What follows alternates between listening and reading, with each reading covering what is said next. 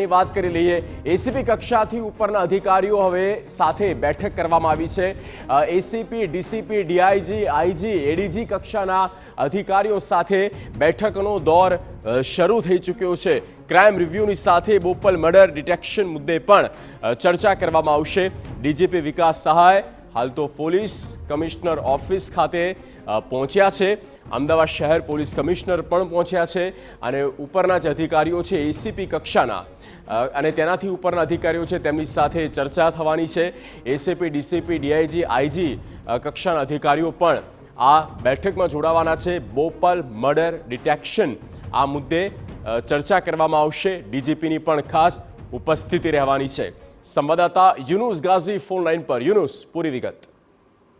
રાજ્ય પોલીસ વડા વિકાસ સહાય રાત્રે પોલીસ કમિશનર કચેરી પહોંચ્યા છે, જ્યાં એસીપી અને એસીપી થી ઉપરની કક્ષાના અધિકારીઓ સાથે એક શહેરની કાયદો વ્યવસ્થાની પરિસ્થિતિ અને ક્રાઇમ રિવ્યુ મીટિંગ યોજી રહ્યા છે। સાથે જ છેલ્લા કેટલાક દિવસો દરમિયાન જે ક્રાઇમની ઘટનાઓ બની છે તે અંગે પણ સમીક્ષા કરવામાં આવશે અને પોલીસ દ્વારા જે ડિટેક્શનની કાર્યવાહી કરવામાં આવી છે તે મુદ્દે પણ ચર્ચા કરવામાં આવશે। બોપલ પોલીસ મથકની હદમાં જે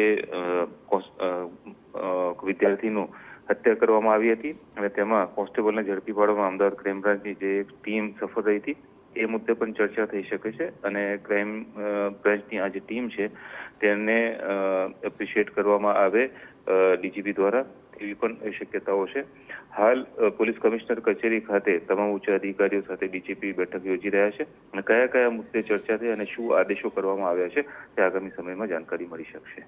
ઓકે યુનુસ, આભાર આ તમામ માહિતી આપવા માટે। તો બોપલ મર્ડર ડિટેક્શન મુદ્દે આ બેઠકમાં વિસ્તારથી ચર્ચા કરવામાં આવશે। ડીજીપી વિકાસ સહાય કે જેઓ પોલીસ કમિશનર ઓફિસ ખાતે પહોંચ્યા છે તે સમયના આપણે દ્રશ્યો પણ બતાવી રહ્યા છે। એક બાદ એક અધિકારીઓ પણ ત્યાં આવી રહ્યા છે।